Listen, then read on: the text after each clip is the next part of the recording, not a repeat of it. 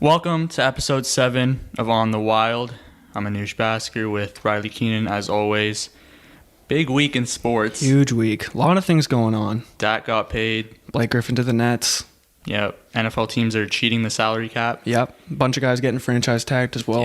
Yeah. Free agency starts next week. For those who don't know what cheating the salary cap, what I mean by that, it means just teams are voiding years. Yeah. So Levante David got a contract, a new extension with the Bucks. 2 years, $25 million, but they added 3 years to the end of it that are voidable years. So it's a 5-year deal, technically. So his cap hits only $3.5 million. It's very smart. Yeah. But very intelligent on the manager's part, but just not what you want to see.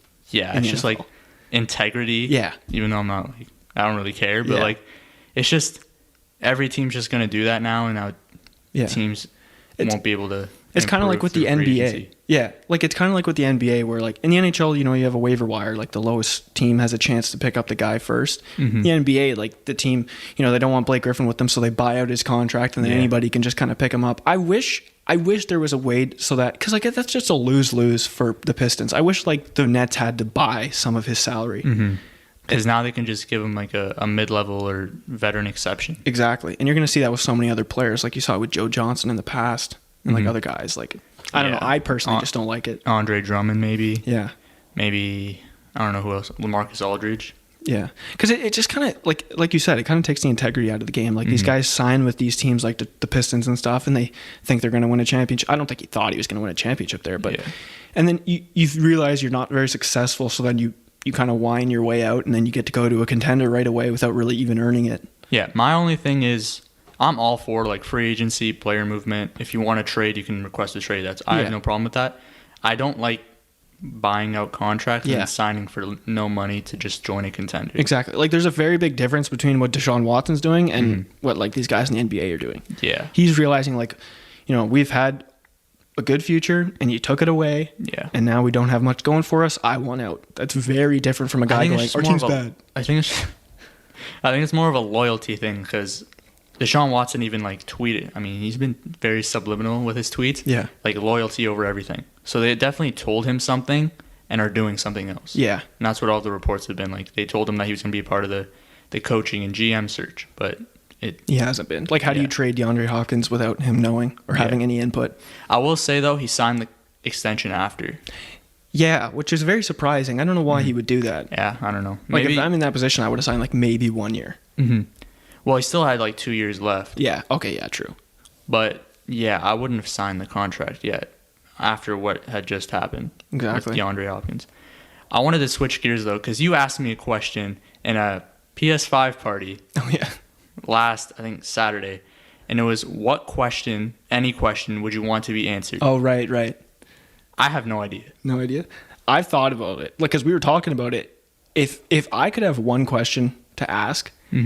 It'd be like obviously I want to know like what's the meaning of life, but here would be my question. If say there is a God, I don't want to, screw with anybody's beliefs or anything. If say there is a God out there and he were to come down to earth and see what's going on, would he be baffled by what the world looks like? Like COVID stuff aside, would he be like, what is this school system? Why are these kids in school during the prime years of their life or the most enjoyable years of their life 6 hours a day, 5 days a week? Yeah. Like, what would he think about that? That's a good question. As soon as you asked that, I immediately thought, who killed Tupac? Which, I mean, that'd be a cool thing to know. I feel like it's even more like less about who killed him, who ordered the kill. Yeah, I'm convinced that it was somebody from New York. Yeah, I think after watching the Tupac Biggie Unsolved series on Netflix, I think it was Suge Knight. I think he ordered it because he started the rift between their friendship because they were friends. They liked each other. Like Biggie respected Tupac to death. Oh wait, Biggie and Tupac. Well, they were like good friends. Like at the beginning of the documentary, like they meet up, but then there was starting like a little rift between them, and then people were saying things that the other one actually didn't say, and then they just started a feud, and then everything went downhill from there. And there was also like the East Coast West Coast thing. Yeah, Bloods and Crips. Like, it was bad. Yeah, bro. I don't. That's a cool question, but I don't think it's going to help me in any way. Yeah. Like, that's just, like, a cool thing to know. And maybe I can, like, bring it to somebody, but I would have no proof. I would just have the answer. Exactly. Just be like, actually, this guy killed him. And then be like, all right, well, it's a random dude in Las Vegas just pulled the trigger. There's so many things like that. Like, even with, like, Zodiac. the Zodiac killer. We don't know who killed all those people, but if you've seen the movie Zodiac, you kind of have a good idea. I just watched it this past week. Yeah. It was okay. I don't think... Detective movies? Yeah, I don't think those are for me. Because I also watched Seven, and I thought it was better, but it's still not. Yeah. It's very, detective movies are more so for the people, I guess, that are, very analytical with movies. They, because I feel like you're not someone who enjoys movies with a slow build. You kind of want, to be in the thick of it throughout. Yeah. So, with something like Zodiac, if you haven't seen it, it's very slow. It shows a couple of the murders and builds up the case. And there's little things mentioned that you're like, okay, what does this have to do with anything? And then they come up later on in the movie, but it's not a huge reveal. And with the Zodiac killer, we don't actually know who killed him. So there wasn't really a huge reveal at the end in general. Right. There was a couple. You kind of just have an idea of who it is. The whole thing about the guy, he had a heart attack. And then after he died, no new Zodiac killings happened. It's you're kind of all right, he probably did it. Yeah. But you don't know. But there's so many things like that I would just love to know. Yeah. Going back to the question, I also thought about what's going to be the next booming stock, the way Tesla or Amazon or anything like that. I have no idea how stocks work, and I need to learn. Yeah. I feel like that's a phenomenal way to make money. I'd even sports gambling. It's not legal in Canada yet, right? But I don't think so. It's there. Yeah. I mean, I'm not the right person to ask that question. I have no idea. I have no idea, but yeah, sports betting, it's obviously it's risky. Yeah. But it's fun. If I were to do it, I'd start with $5 or $10. I would never go big because with sports, anything can happen. You never know who's going to get hurt or who's just going to play awful. Yeah. Yeah, I don't know what question I want to answer, to be honest. I'm really curious if, who created math and when did, letters come into place? Because whoever did that, I hate you so much. Hate's a very strong word, but why do you have to add letters to it? Why couldn't it just be 1 + 1, 1 × 1, stuff like that? Pythagorean theorem. Dude, high school, you look back at, when you're in it, you're like, okay, this is whatever. I can't wait to get to university. But then when you get out of high school, you're like, man. High school math is very, very useless. Unless you want to become a mathematician. Exactly. And the thing that annoyed me the most is when I was in grade 11 functions, and already I'm not really understanding what's going on. Right. And then you get to a test, and they test you on grade 12 functions. That's true. They're apply your learning. I barely know grade 11 functions. Exactly. How am I supposed to do grade 12? My teacher literally told me that. She was like, on the test, we do grade 12 questions to challenge you. Challenge your learning. It's then what's the point of being in grade 11 math? Exactly. This is grade 11. And the thing that annoyed me the most is when they teach a unit. They teach it, say it's a 13-day unit. Right. They teach the 13 days, and then they're like, all right, the test is Friday. But on Thursday, we're going to learn the first day of the new unit. That's facts. Why not just do the test when you're done the unit and then start the next one? Because I'm so focused on this test and what I learned and what I actually understood, which was very little. And then now I got to learn this whole new unit. I'm not paying attention to that first unit because I'm still focused on the last one. And then you're behind. Exactly. When we're done the test. Yeah, it's just there's so many problems. The school system itself, I feel it has to change because there's so many things that we haven't learned that we should know by now, taxes, money, how to raise a child, maybe. I feel like these are we had foods class, but I feel like foods class should be mandatory. How to cook for yourself in the future, Yeah, I didn't take foods, but I wish I did. Yeah, there's so yeah, and even civics and careers, we didn't really learn that much. Yeah, I don't remember a thing from that course. I just remember doing little presentations on jobs. Yeah, you'd bring in your dad. He's yeah, this is what he does. Oh, yeah, I brought in my sister. Yeah. For a guest speaker. Yeah. There's so many things that they need to bring into their school system and things that they honestly need to take out. Yeah. Also, what I don't understand is how they mark art on how good it was, how good your picture was. But then gym class, it's on effort. Yeah, that makes no sense. I'm not an artist. My pictures are going to suck. And I would get 60s. I worked hard. Yeah. Exactly. I worked hard. I tried my best. In gym class, I'm putting up a triple-double, and I'm still getting a B+ because, it's what? Come on. You didn't pass the ball that one time. Exactly. Yeah. I mean, it's just, there's little things that need to change. And obviously, some people are more athletically gifted the same way some people are more artistically gifted. Yeah.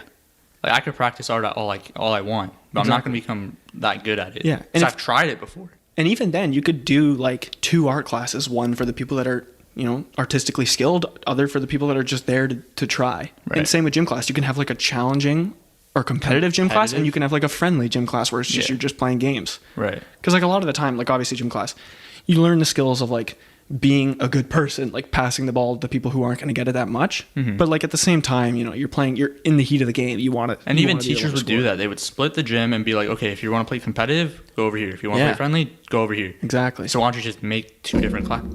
Holy. I just hit the pole of our mic stand. Why not just make like 2 different classes? One for competitive people and one for people who are just there to, you know, have fun. Yeah. Yeah. I mean, school is just, it was very fun. And when I look back on it now, I'm like, man, I high school was so enjoyable and I shouldn't have stressed as much as I did.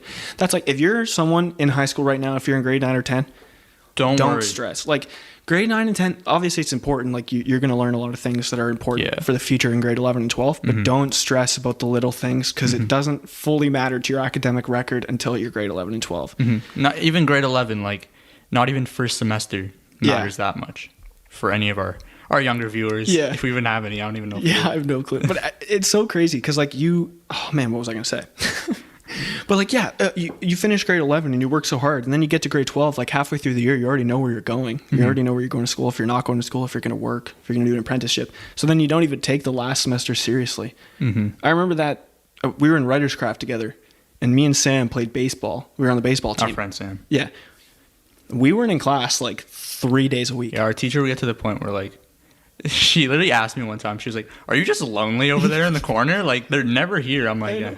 I felt so bad because like that class was like very, it was people. It was very creative. It was very fun and creative, but we didn't know a lot of people in that class either. Yeah, that's true. So if one of us wasn't there, you're hoping that the other guy was showed up. Yeah.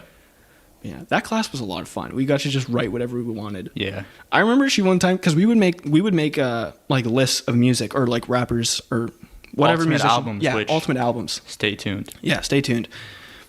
And I remember she would come up to us and she'd be like, all right, guys, I love the creativity here. It's really fun to read. But you got to do something different. Yeah. Like we literally did the same thing every single time. Either that or player rankings or fantasy drafts. Yeah. One of those 3. Yeah, I would like redraft draft classes. And you just look at it like, how did this person go first? I think back to like 2018 right now. And I'm looking at DeAndre Ayton. Drafted first over Luka. Like people are like Marvin Bagley over Luka. Oh my gosh, yeah. And then Luka and Trey were technically like traded for each other too. Yeah.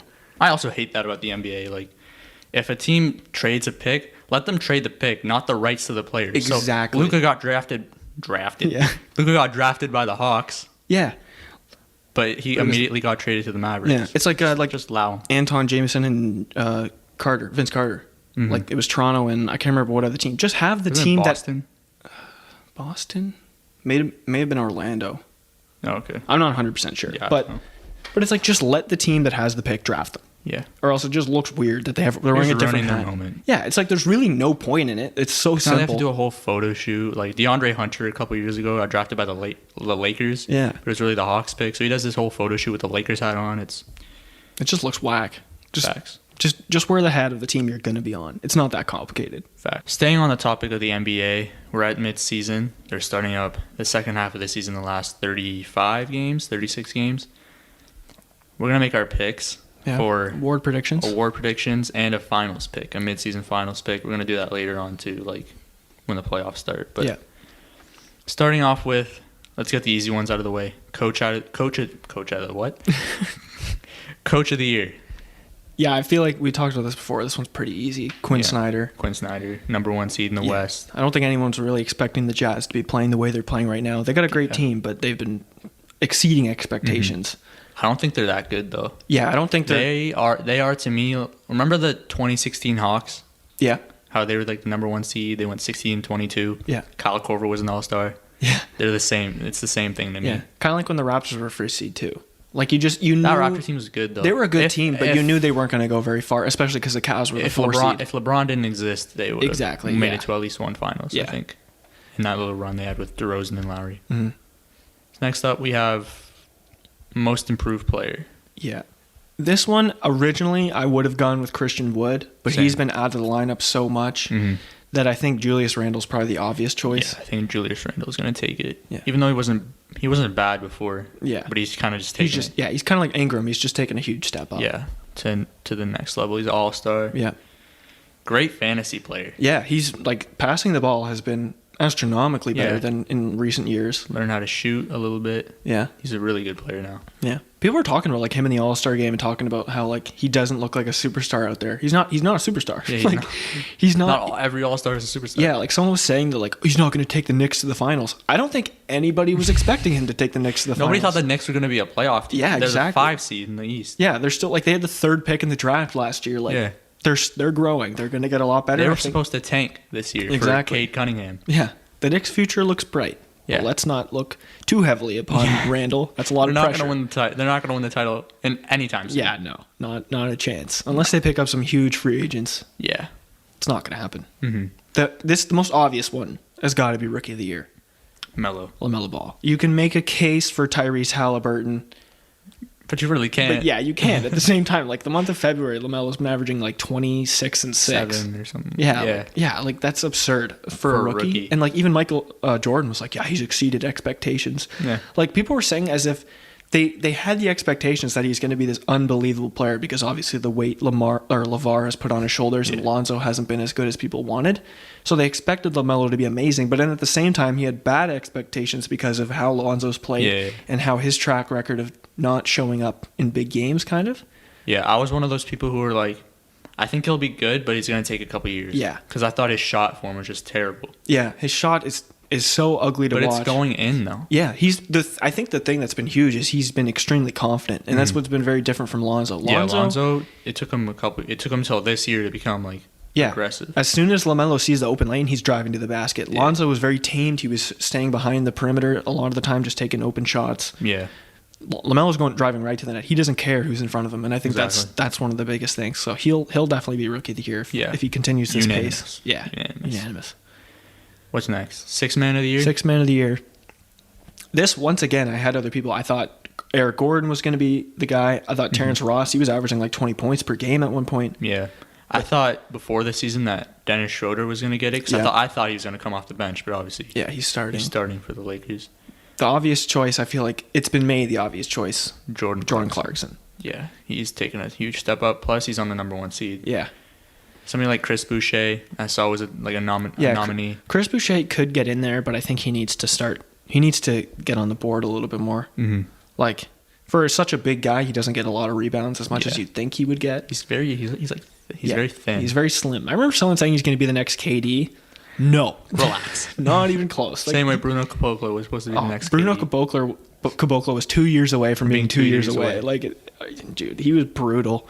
I remember people saying like, "Yeah, he's going to be our guy." The Brazilian KD. Yeah, like you watch him play, it's like he has no actual game.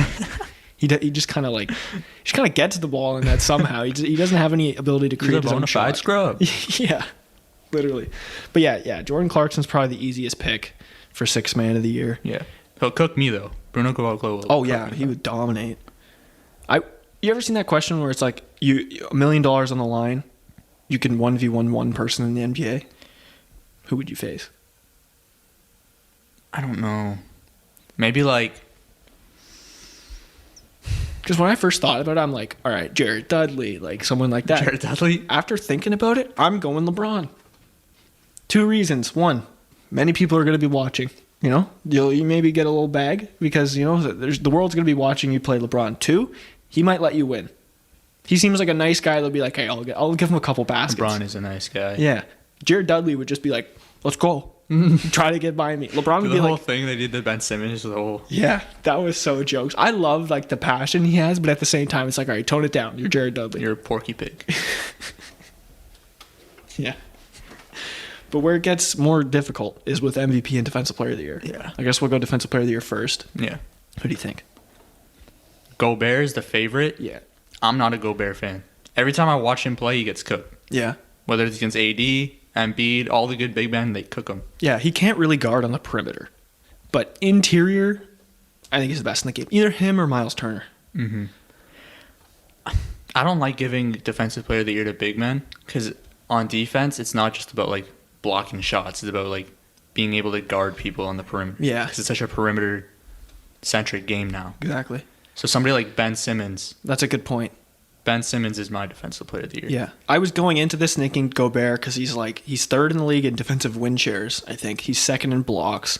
He's on the number 1 seed, so he's going to have the narrative, and he's already won twice before. Yeah. So I'm going to go with Rudy Gobert for the sake of who I think is going to win.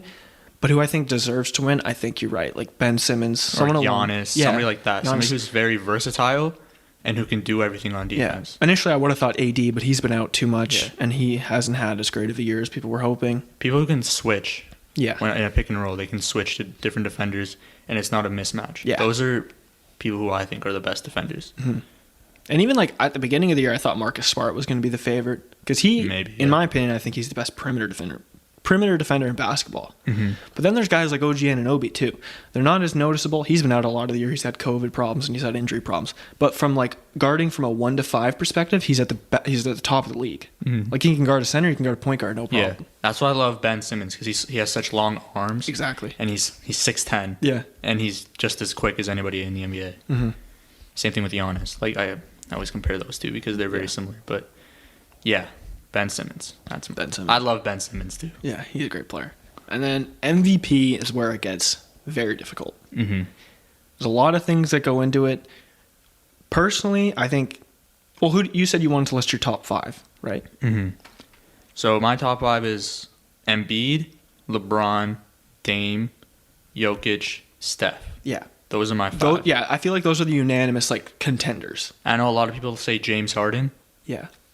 No. I don't think you can. The beginning of the season happened. Yeah, the beginning of the season you have to take into account. He was not there, and when he was there, he was a shell of himself. Mm-hmm. He didn't look excited. James Harden. Yeah, he didn't look like James Harden. So I think you have to take that into account. And even now, he's taken a step back by the ball, but he's been a facilitator. He's been a phenomenal facilitator for Brooklyn. I don't think anybody expected him to play the way he has. He may be playing the best he's ever played. Yeah. But the beginning of the season happened, and KD's coming back. Exactly. It's going to be a completely different team once he's back. Even with Blake Griffin now coming off the bench, I'm really curious to see what it's going to look like. Yeah. But Blake Griffin is just not it anymore. Yeah, no, he's not. I think people need to stop looking at him as what he was. They need to just focus on what he is now. He is a 36% field goal shooter the last 2 years. Yeah. It's crazy how he just kind of throws up threes now. It's completely different from what he used to be. I know. I wonder. He literally had. It's a stat. He hasn't dunked since 2019. That's absurd. Like, who would have thought? How do you just change your game that drastically? Obviously, he's had injury problems and stuff. Right. But you can't just go away from what brought you to where you are right now. Exactly. Kind of like Derrick Rose. Like, he doesn't drive as much as he used to. And once again, like, he's tough. Actually improved his shot. Yeah. But yeah, Derrick Rose in 2011 was different breed, man. He was going to be a great player. Yeah. I really would have loved to see what the playoff, like what playoffs would have been like if he was still with the Bulls, playing at a prime level. With Jimmy Butler. Yeah. Yeah, Jimmy Butler would have been improving. He probably would have stayed. And Joakim Noah would have been kind of the same kind of player. Yeah, Joakim Noah. Yeah. Yeah. Is it Joakim? I've always said Joaquin. Yeah, I think it's Joakim. Yeah. I hate Joakim Noah. Yeah, he's not the nicest dude. He's had a lot of things to say about Cleveland. Obviously, I'm not from Cleveland, but I'm a Browns fan, so I don't appreciate the slander. But yeah, he almost won MVP. Like, he was like, wasn't he like third or fourth in the MVP race? He was top 5 1 year. He was never going to win it, but he was in the race. Yeah. But yeah, I think I agree with you in the sense that Embiid's first. He's second in the league in scoring. The Sixers are first in the East. And there hasn't been a big man that's won since 2000. I think Shaq was the last. Yeah. He was the last big man. He was the last, like, true big. Yeah. It's like, I think Dirk won. But he's not a true big. Yeah, he was a power forward. So I think Embiid will, if everybody keeps the same pace, I think Embiid will take it. Yeah, if the season were to end in today, I would say Embiid's the MVP. Yeah. But I think either LeBron or Dame is going to win it. Yeah. I think LeBron has the best case. Because he has the narrative. Like, the narrative is a thing. Yeah, and I know damn well, like, within the next couple of weeks, he's going to be playing unbelievable basketball. He's getting rest. He's going to want the Lakers to be a top seed as well. He's not going to want the Jazz to have all this glory going into the playoffs. And AD's going to be coming back. That's going to help. Just think about what happened last year before the pandemic hit. That weekend where he beat the Bucks, he beat the Clippers, and then the pandemic hit, so he couldn't continue. Because earlier in the season, like, the Bucks beat him. Giannis did that whole thing where he crowned himself. The Clippers beat them twice. Beverly had the huge block at the end of the game. And opening night, the Clippers won. It looked like LeBron's a shell of himself. Yeah. And then come playoff time. Kenny Smith said he looks unathletic. Yeah. Like, how? Good one. In what way? in what way, shape, or form does he look unathletic? Yeah. I don't know. But yeah, I think AD coming back is going to be huge. And with Jokic, I think he has a huge case, but he needs the Nuggets. The Nuggets need to be better. The Nuggets are the 7th seed. Yeah. I think if they don't get top 4, it's kind of hard to put him in the conversation. Same with Steph. Yeah. It's the same thing with Steph. Exactly. But I feel like, too, like with Steph, the fact that Klay's not there makes it a better case because he's like, hey, I'm leading them into the playoffs without my splash brother. It was the same thing with Russ when KD left, but he was at least the 4th seed. Yeah. True. But yeah, I think it's going to come down to LeBron or Dame because I think Embiid's going to miss too many games to win it. That's true. I think Embiid could also be in the Defensive Player of the Year conversation as well. Yeah, he could be, yeah.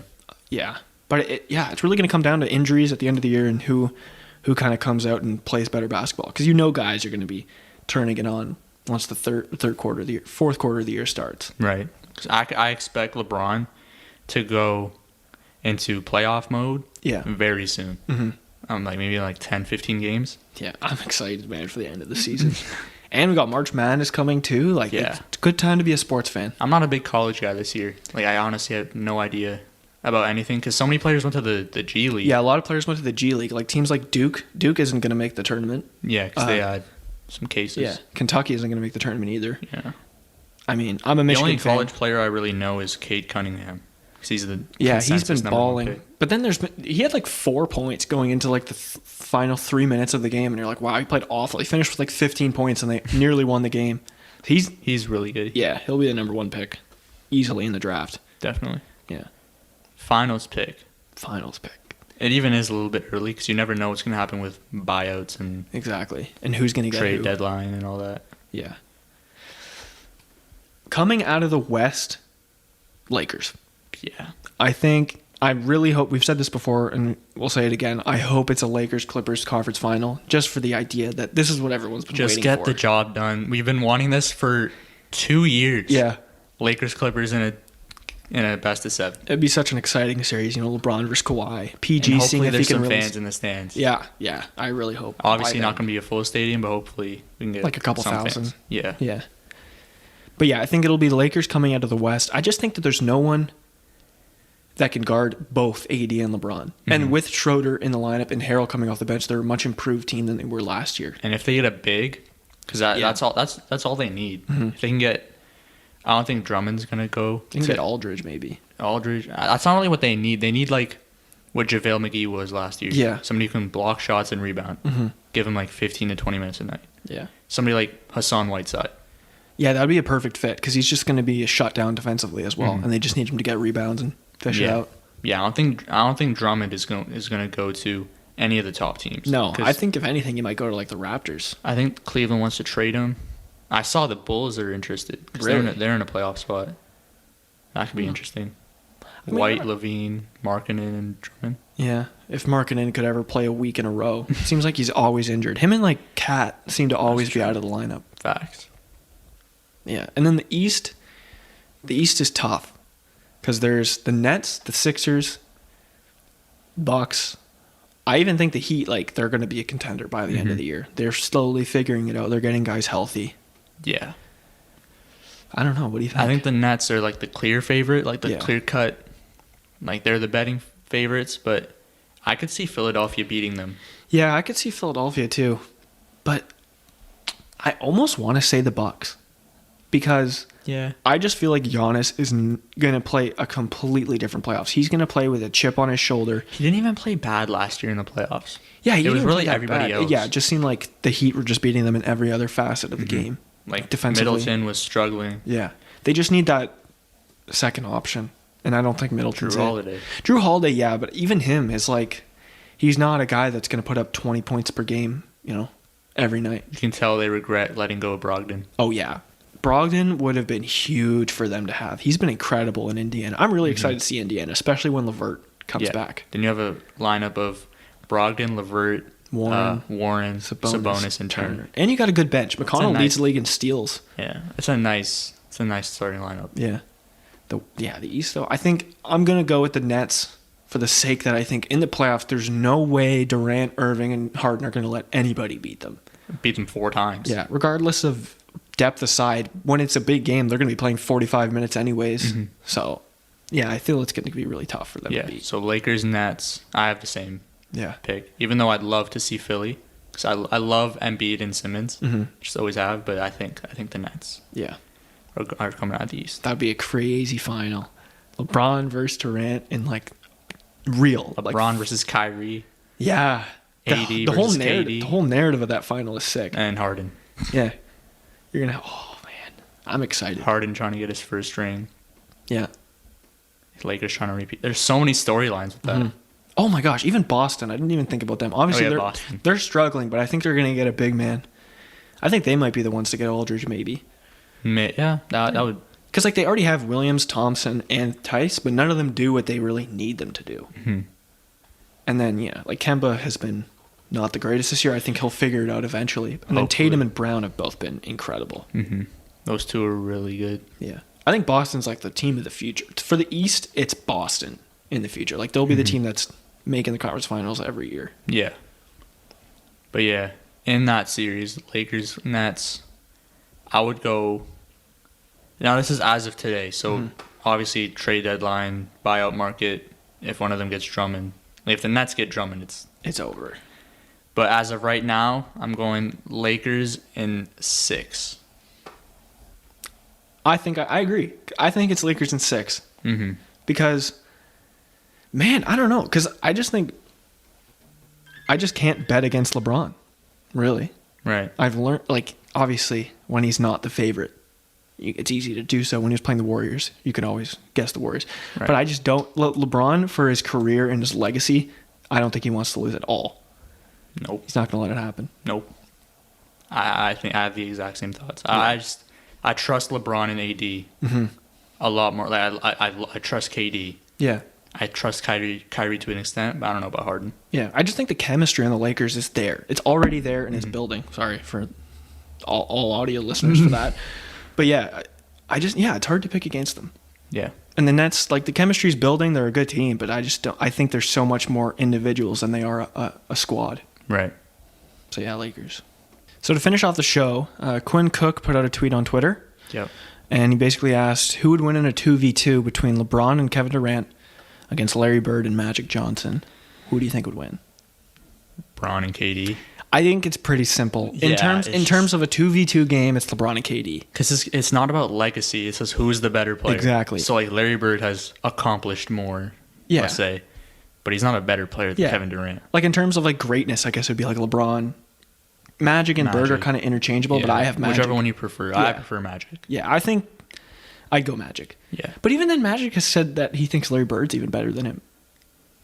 Magic's just like one of those people who are like, nah, yeah, I don't care. Exactly. And then, Durant would be 4th. But like a lot of people have said, okay, well, what era is it in? Regardless of era, like LeBron's going to be able to bully. He won't even And this is at their peak. So we're talking about LeBron when he's the best offensive player and the best defensive player. Exactly. And I'm thinking, like, who's Bird guarding? Is he going to guard LeBron or is he going to guard... Yeah, there's no way he's guarding LeBron. He would guard KD, but I don't know if he would guard him even more. Because, like, even between Bird and KD, they're both going to be able to create their own shot, no problem. Yeah. But even then, KD is better at driving to the basket. And Bird doesn't have, like, any sort of advantage. He's shorter. Yeah. He weighs less, so he doesn't have that advantage. Yeah. And the common misconception, people say Bird's not the greatest defender. He's not, like, a very good defender. He's a really good team defender. He's a good team defender, but also, like, there's clips of him guarding Jordan. And he keeps him in front of him. Obviously, like, Jordan ends up scoring in the clip because, like, he'll like hit a fadeaway or something like that. But he keeps him in front. Like, he's a good defender. He's a good defender, but I don't think with KD's shot and with LeBron setting him up. Yeah. Because that's the whole thing. Like, I don't think Magic can stop LeBron. Yeah, and at his peak. And even Magic, like, he is going to rely on a team. Like, he's a very underrated scorer. Mm-hmm. But he can score really well. In a 2-on-2, his passing skills aren't going to be as helpful as they would be in a 5-on-5. Yeah, in a 5v5, it would be a lot closer. 5v5 is a different story. Obviously, it depends on who's around them. Mm-hmm. But in a 5v5... Man, if I were to give them, like, 3, like, random people, and they're playing 5s... I think it's very close if you look at it 5-on-5. Yeah. I might even take Magic and Bird. Maybe. But 2-on-2, I think it's not even really a question. So it just comes down to pure skill. Yeah, I think LeBron is more skilled than Magic, and I think KD is more skilled than Bird. And that's not to say that they're not skilled. It's just, don't get me wrong. They're both top 5 players all time. LeBron's just 6'8", 250. And yeah, exactly. And, like, he's going to be able to be the most physical player in that game. Yeah. He'll probably just... I mean, KD's going to be on the perimeter probably for the most part, and LeBron will just be able to bully whoever he is with in the paint. Yeah. So yeah, I don't even think it's really that close of a game. Yeah. Regardless of who gets the ball first. Is it winners or losers? If it's winners, I'm saying it's. I'm pretty sure the tweet was like going up to 16. I'd say like 16-6. Yeah. Man, there's gonna be a lot of people that don't like that, especially old heads. But at the same time, you kind of just gotta look at like LeBron you have to look at the skill, not what they did in the NBA, because this isn't an NBA game. This is a 2v2 game. Exactly. And just like ISO scoring in general, Magic is not the greatest ISO scorer we've seen. Right. You'd probably put Durant first. Yeah, as a pure scorer, yeah. I'd say Durant, Bird, LeBron, Magic. Yeah, I agree. As a pure scorer. And even LeBron, like if he's LeBron's not a pure scorer, but he averages 27. Exactly. And if he's in his 2012, 2013 form or what, he's a 40% three-point exactly. shooter. Because we're talking about at their peak. Yeah. KD's peak is what? His MVP year? Yeah, as an individual. 2011? He won the MVP in 2014-15. Right. Oh yeah. 2011 was when they made the finals. Yeah, 2014 KD is a monster. 30 points a game. Yeah. Or just like finals KD. 2017 and 2018, it was just a different breed of basketball player. Yeah. Like, and in the 2v2, I would even say LeBron, his first stint in Cleveland. Yeah, for sure. For a 2v2 game. Yeah, because he's going to be faster, and he's just going to be more. He's more explosive. Agile. Yeah. And 2012, 2013 is still the same kind of difference. That's my peak LeBron. Yeah. But it really depends on what you want in a player. Because LeBron by year, you could choose any specific type, and you're going to get a different kind of player. There's like 4 different LeBrons. Yeah. And they're all the best player in the league. It's crazy. But yeah, like, even with physicality alone, like I wonder if they're ever going to change the ruling in the NBA. No. Like they gotta, like, obviously hand checks, maybe not, but they gotta like lessen up on the whistle. Certain things like what Trae Young does, which is why coaches don't like him. He does like I swear we rip on Trae Young so much, but he loses it on refs. I know, because he does this thing where like he'll pump fake a million times and then he'll stop, wait for the defender to get behind him, and then take a shot, and now he'll draw a foul. That's what I like. Stephen Curry is my favorite player in the NBA. But I hate it when he pump fakes and someone jumps and he just leans into them and then shoots. It's like, that's not a shooting foul. He did it to Schroeder a couple of weeks ago before the All-Star break. And it's just like, how is that a defensive foul? Exactly. Because you can fall for the pump fake, but if you don't jump into him, that's not a foul. Yeah. And then he jumps right into him. And if a guy's literally leaning in and then going up and shooting, one, he leaned into him. That's pretty obvious that he did that on purpose. And two, he wasn't already shooting. Yeah. Like if Steph pump faked and then tried to take a shot and then Schroeder jumped into him, that's a foul. Yeah. But if he jumps into Schroeder, who didn't invade his space, that shouldn't be a foul on Schroeder. It should be a play on. It should be a foul. It should be an offensive foul, to be honest. But if you're going to go with the rules you have, play on. There's so many times where it should just be a play on. Yeah, they need to clean up some things in the NBA. Yeah. But in terms of like physicality, I don't care for like hard fouls. Yeah. Like, I don't want 90s refereeing where they let a lot of stuff go, but at the same time, they need to just... Guys can bump each other, especially come playoff time when they're going to be even more aggressive. Playoff time, they let them play a little bit more. Yeah, which I like. But, yeah, they've been cracking down way too hard on fouls. Right. Just to a ridiculous extent, like Donovan Mitchell getting thrown out of games. Yeah. I don't like the point of, like, well, in the 90s, they would have fought each other. Exactly. I don't want them to fight. Like, and I hate when they put that against a player's legacy. Like, it's not LeBron or Durant's fault that they can't bump a guy when they're shooting. It's not LeBron's fault that he was born in 1984 instead of 1967. Exactly.